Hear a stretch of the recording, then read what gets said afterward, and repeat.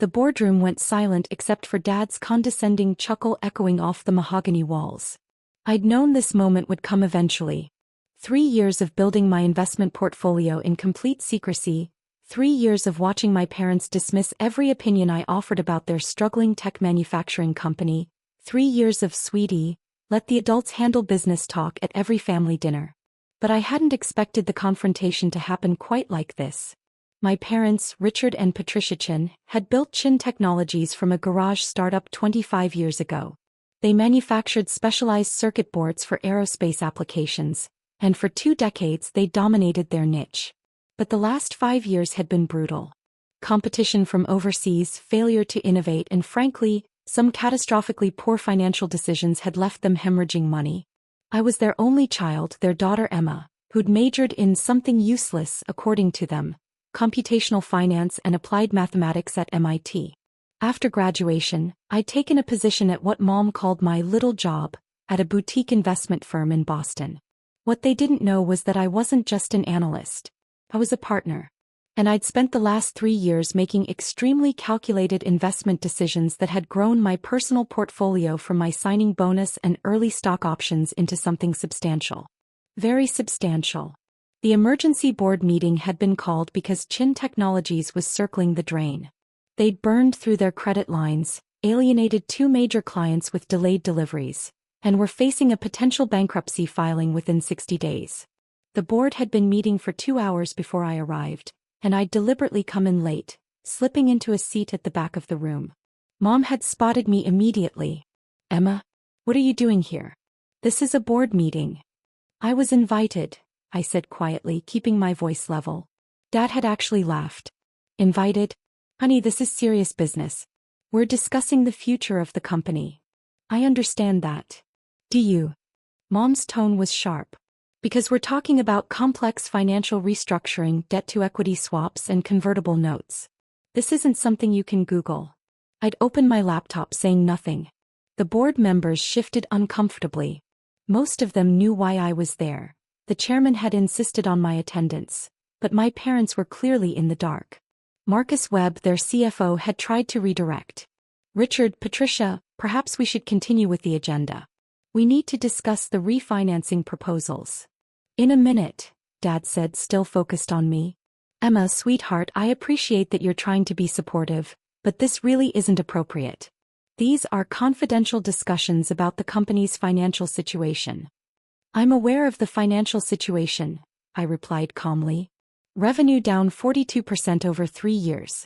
Operating losses of $18 million last quarter alone. Current burn rate gives you maybe 8 weeks of runway." The room went completely still. Mom's face flushed. "Where did you hear those numbers?"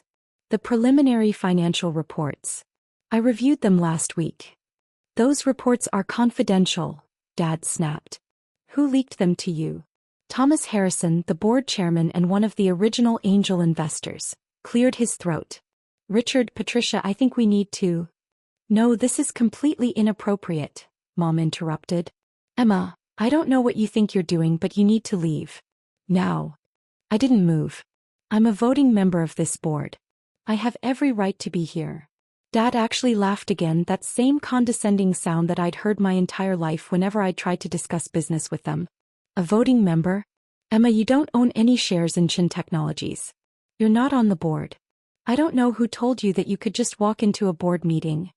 "She owns 47% of the company," Thomas said quietly.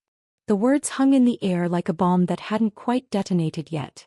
Mom turned slowly to face Thomas. "What did you just say?"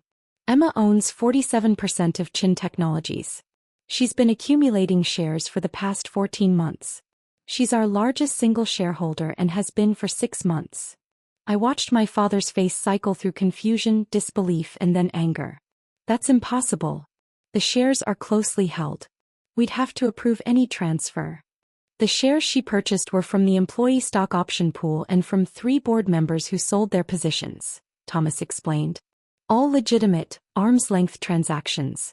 All properly documented with the SEC."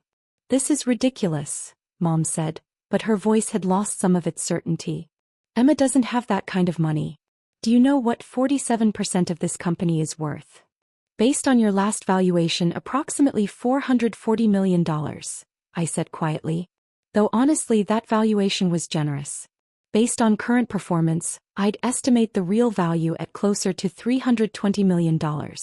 Which means I overpaid by about $120 million. The silence that followed was deafening. Marcus was staring at his laptop screen, fingers flying over the keys. By God. He's right. The filings are all here. How did I miss this? Because the purchases were made through 3 different LLCs, I explained. All properly disclosed, but you'd have to do some digging to connect them all to me. Dad stood up, his chair scraping loudly against the floor. This is some kind of joke. Emma, what game are you playing? No game, Dad. I'm an investor. And frankly, I'm a concerned one. This company is in serious trouble. She can't even read a balance sheet, Dad said, turning to the board members as if appealing to them for sanity. His voice was rising now, losing its professional veneer. She's 28 years old. She works as some kind of junior analyst. She's a managing partner at Quantum Capital, Thomas interrupted. She's been running their tech portfolio for 2 years. Her fund returned 43% last year. Mom's face had gone pale. That's not possible. We'd have known. You would have told us. Why? I asked simply. So you could dismiss it like you've dismissed everything else I've ever done? Tell me how I don't understand the real world. Explain to me that my little job isn't real business. Don't take that tone with us, Mom snapped, but there was something desperate in her voice now. Then don't dismiss me in a board meeting, I replied, keeping my voice level. I'm here as an investor. A majority investor actually, since I closed a purchase agreement this morning for an additional 8% from Daniel Rothstein. I nodded at one of the board members who looked distinctly uncomfortable. That brings me to 55%. Majority shareholder. The room erupted. 3 board members started talking at once. Marcus was frantically typing. Mom and Dad just stared at me like I'd grown a second head. Thomas banged his gavel. Order. Please. Let's everybody calm down and address this rationally. There's nothing rational about this, Dad said. His voice was quieter now but harder. If this is true, and I'm not saying I believe it yet, but if it's true, then what? What exactly do you think you're going to do, Emma? Swoop in and save the company with your vast business experience. I'm going to vote to approve the restructuring plan Thomas proposed, I said. The one you were about to reject. Mom turned to Thomas. What restructuring plan? Thomas slid a document across the table. Quantum Capital, through one of its funds, has offered a $200 million investment. It would give Chin Technologies the capital to retool the manufacturing line, invest in the R&D you've been cutting, and hire the senior management you desperately need. In exchange, they'd take a convertible note that would allow them to increase their equity position to 65% if certain performance milestones aren't met. Absolutely not, Dad said immediately. We're not diluting ourselves into minority shareholders of our own company. You already are minority shareholders, I pointed out. I own 55% as of this morning. This is corporate raiding, Mom said, her voice shaking with fury. You're trying to steal the company we built. I'm trying to save it, I corrected. If you file for bankruptcy, you'll lose everything. The company will be liquidated, the brand will be sold for parts, and the 240 employees will lose their jobs. This way the company survives, grows, and everybody keeps their jobs. Under your control, Dad said bitterly. Under professional management, I corrected. I'm voting to retain Thomas as chairman. I'm voting to bring in Catherine Walsh from Innovatech as CEO. And I'm voting to create a new executive committee that will actually hold leadership accountable to the board. And what about us? Mom asked quietly. I met her eyes. You'll remain on the board. You'll keep your salaries reduced to market rate. And you'll have the satisfaction of watching the company you built continue to exist instead of being dismantled in bankruptcy court. This is insane, Dad said. He was pacing now, running his hands through his hair. You're 28 years old. You've been working for what, 5 years? And you expect us to believe you have $440 million to invest in a struggling manufacturing company. I had $620 million under management as of last quarter, I said calmly. Personally, that doesn't count the $4.2 billion in the funds I manage for Quantum. The Chin Technologies investment represents about 70% of my personal portfolio. It's a significant bet, yes. But I've run the models. With proper management and the right capital investment, this company can be worth $2 billion in 5 years. Marcus was nodding slowly. The models are actually conservative. If we can lock down the SpaceX contract she's referring to in her analysis. What SpaceX contract? Mom interrupted. The one I've been negotiating for the last 4 months, I said. They need a specialized circuit board manufacturer for their next-generation Starlink satellites. Chin Technologies has the perfect capabilities, but you don't have the capital to handle the order volume. With Quantum's investment, you'd be able to expand production enough to handle it. It's a $340 million contract over 3 years with options for renewal. The room had gone completely silent again. Dad had stopped pacing. Mom was gripping the edge of the table. Why? Mom finally asked. If you have all this money, all this success, why invest in us? You could have let us fail. You could have bought the assets in bankruptcy for pennies on the dollar. Because despite everything, it's still the company you built, I said quietly. Because 240 people depend on these jobs. Because the technology is actually good, the brand has value, and the market opportunity is real. And because I wanted to prove that I could do it. Prove what? Dad asked. That I understand business, I said simply. The words hung in the air. I watched my father's face flush, watched my mother look away. Thomas cleared his throat. I think we should take a 15-minute recess. Let everybody process this information. Then we can reconvene and vote on the restructuring proposal. The board members filed out, most of them avoiding eye contact with my parents. Marcus left his laptop open, the SEC filings still displayed on the screen. Thomas paused at the door. Emma, could I speak with you outside? I nodded and followed him into the hallway, leaving my parents alone in the boardroom. That was brutal, Thomas said quietly once we were out of earshot. It was necessary, I replied. You could have told them privately. Before the meeting. I tried. 3 months ago. I called Dad and told him I wanted to discuss the company's financial situation. He told me I should focus on my career and let him worry about the business. I shook my head. They weren't going to listen unless they had no choice. Thomas nodded slowly. The restructuring plan is solid. Catherine Walsh is an excellent choice for CEO. But you know this is going to destroy your relationship with your parents. What relationship? I asked. The one where they dismiss everything I say? Where every achievement is diminished because it doesn't match their definition of success. Where I'm still treated like a child who doesn't understand how the world works. They're proud of what they built, Thomas said. This company has been their entire life. I know. And I'm trying to make sure it survives. But they have to understand that their way isn't working anymore. The market has changed. The technology has changed. They needed to evolve and they refused. And now you're forcing their hand. Yes. Thomas studied me for a long moment. You know, when you first approached me about buying my shares, I almost said no. I thought you were too young, too inexperienced. But then I looked at your track record. Looked at the companies you'd invested in, the returns you'd generated. You have an instinct for this that most people spend decades developing. My parents taught me everything about manufacturing, I said. They just didn't realize they were also teaching me how to spot inefficiencies, how to analyze markets, how to evaluate risk. I just applied those lessons to finance instead of circuit boards. Ironic, isn't it? Extremely. We stood in silence for a moment, watching through the boardroom windows as my parents sat at opposite ends of the long table, not speaking to each other. They're going to fight this, Thomas warned. They're going to look for any legal angle to block the restructuring. I know. That's why I made sure every filing was perfect. Every transaction was arm's length. Every disclosure was timely. They can hire the best lawyers in the world and they won't find anything improper. You've been planning this for a long time. 14 months, I confirmed. Since the first time I saw the quarterly financials and realized how bad things had gotten. Thomas shook his head slowly. Your parents are brilliant engineers. They built revolutionary technology. But they're terrible managers and they're even worse at admitting when they need help. That's why the restructuring plan puts real operators in charge. People who know how to scale a manufacturing business, how to manage supply chains, how to handle growth. My parents can focus on what they're actually good at, engineering and product development. Just not running the day-to-day operations. Think they'll accept that? They don't have a choice. I control 55% of the shares.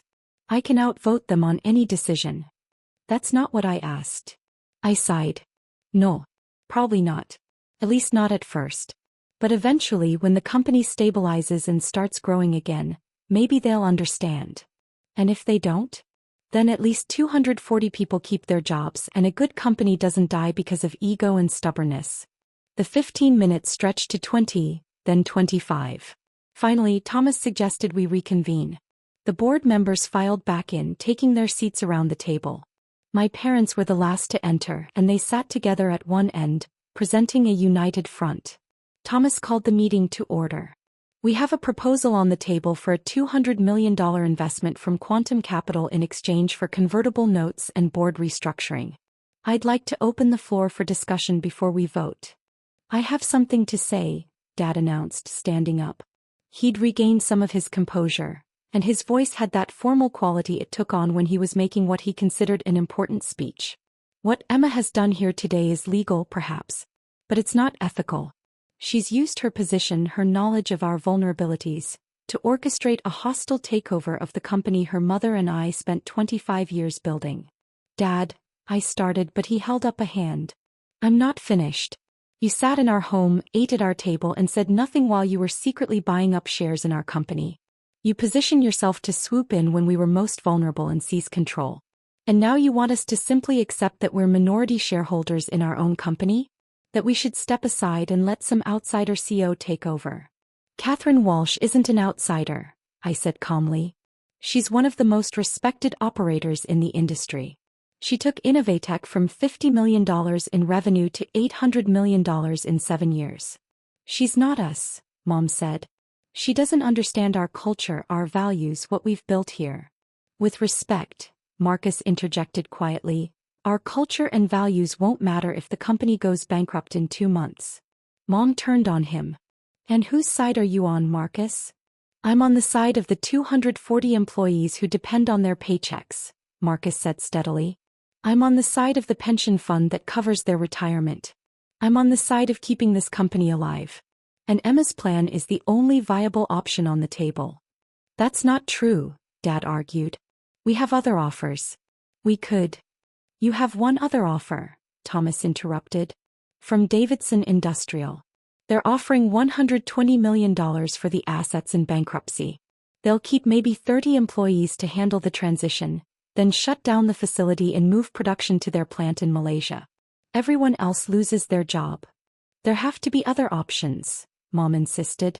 There aren't, I said quietly. I've spent 4 months looking. I've talked to every strategic buyer, every private equity firm, every investment bank that might have an interest. The market for specialized circuit board manufacturers is brutal right now. You're competing against companies with lower costs, better technology, and deeper pockets. The only reason Quantum is willing to invest is because I'm willing to bet my personal capital on the turnaround, and because I've already secured the SpaceX contract contingent on this restructuring. You should have come to us, Dad said, and for the first time his voice cracked slightly. You should have told us what you were planning. I tried to tell you 3 months ago that the company was in trouble. You told me I didn't understand business. That was different. How? I asked. How was it different? I tried to offer advice, tried to point out the problems I was seeing, and you dismissed me. Just like you've dismissed me my entire life whenever I tried to talk about business or finance or strategy. That's not fair, Mom said. Isn't it? I looked at her directly. How many times have you told me my degree was impractical? How many times have you called my job cute or sweet? How many dinners have you told me to leave the business talk to people who understand it? The silence that followed was heavy with years of unspoken resentment. I didn't want it to be like this, I said finally. I wanted to help. I wanted to use what I've learned, what I've built to save the company you created. But you couldn't see me as anything other than your daughter who doesn't understand the real world. You're 28 years old, Dad said, but his voice had lost its certainty. I'm 28 years old with $620 million under management and a track record of successful investments in 17 different companies, I replied. I'm 28 years old who saw the SpaceX opportunity you missed. I'm 28 years old who put together a restructuring plan that will save 240 jobs. At what point do I stop being too young and start being someone you listen to? No one had an answer to that. Thomas cleared his throat. I think we should vote. All in favor of accepting the quantum capital restructuring proposal. I raised my hand immediately. Thomas raised his. Marcus. 3 other board members. 6 out of 11. All opposed. My parents raised their hands. 2 other board members, old colleagues of theirs, joined them. 4 votes against. The motion carries, Thomas announced. The restructuring is approved. Dad stood up abruptly. We'll challenge this. We'll find a lawyer who can prove that Emma manipulated the situation, used insider information. Every trade was logged and disclosed, Marcus said quietly. I've reviewed every transaction. They're all clean. You can hire every lawyer in New York, Richard. It won't change anything. Mom was staring at me with an expression I couldn't quite read. Hurt, anger, something else. There's one more item on the agenda, Thomas said. Emma has requested to address the full company staff tomorrow at 10 a.m. She wants to explain the restructuring and answer questions. I think that's appropriate, given her position as majority shareholder. Absolutely not, Dad said. Those are our employees. They're the company's employees, I corrected gently. And they deserve to hear what's happening from someone who can actually answer their questions about job security and the future. This is wrong, Mom said quietly. She stood up, gathering her things. What you've done here today, Emma. It's not just about business. You've destroyed your family over money and control. I've saved your company, I replied. Whether you can see that or not. My parents left without another word. The other board members filed out more slowly, some stopping to shake my hand or murmur congratulations, others avoiding eye contact entirely. Finally, it was just Thomas, Marcus, and me in the boardroom. Well, Marcus said, that was the most dramatic board meeting I've attended in 35 years of corporate finance. It had to be done, Thomas said. Richard and Patricia would have driven this company into the ground rather than admit they needed help. Will they recover from this? Marcus asked. As people, I mean. Not as executives. I thought about that question. I don't know. Maybe eventually. Or maybe they'll never forgive me for proving them wrong. For what it's worth, Thomas said, you did the right thing. Not the easy thing but the right thing. I closed my laptop, gathering my materials. I should prepare for tomorrow's meeting. The employees are going to have a lot of questions. Emma, Marcus said as I reached the door. That SpaceX contract. Is it really solid? I smiled slightly. Verbal commitment from their VP of supply chain. Contract language being finalized by their legal team. Should have signatures within 3 weeks. Why? Because if you pull that off, this company doesn't just survive. Thrives. You'll have transformed it from a failing manufacturer into a key supplier for the biggest space company in the world. That's the plan, I said. My parents taught me to think big. They just didn't expect me to think bigger than they did. I left the building as the sun was setting over the parking lot. My phone buzzed with messages. My team at Quantum Capital wanted updates. Catherine Walsh wanted to discuss transition planning. My lawyer wanted to confirm the restructuring documents were properly filed. But there was nothing from my parents. I sat in my car for a long moment, staring at the Chin Technologies building. 25 years of my parents' work. 25 years of innovation, struggle, success, and ultimately failure to adapt. And now it was mine to fix. My phone buzzed again. This time it was Thomas. Employee meeting tomorrow, 10 a.m. Conference room B. About 200 people will be there. Most are terrified. Be ready for tough questions. I typed back, I'm ready. And I was. I'd spent 14 months preparing for this moment, 4 months negotiating the SpaceX contract, countless hours analyzing every aspect of the business. I knew the company better than my parents did now. Every production line, every efficiency ratio, every cost center. What I wasn't prepared for was the hollow feeling in my chest when I thought about my mother's face as she'd left the boardroom. The way my father's voice had cracked when he'd asked why I hadn't come to them. But I tried to come to them. 3 months ago, 6 months ago, a year ago. Every attempt had been met with dismissal, with condescension, with the same tired refrain that I didn't understand business. Well, now they knew I understood business. The question was whether they'd ever understand why I'd done it. I started my car and drove away from Chin Technologies, away from the building that represented my parents' entire lives, the company that was now majority controlled by their daughter who couldn't even read a balance sheet. Tomorrow I'd stand in front of 200 scared employees and explain how we were going to save their jobs. I'd outline the restructuring plan, announce the SpaceX contract, introduce Catherine Walsh as their new CEO. And somewhere in the back of the room my parents would be watching. Watching their daughter, the one who didn't understand business, who worked a little job, who needed to let the adults handle important things, explain how she'd saved everything they'd built. Whether they'd thank me or hate me for it remained to be seen. But the company would survive. The jobs would be saved. And that had to be enough. Even if it meant my parents might never speak to me again.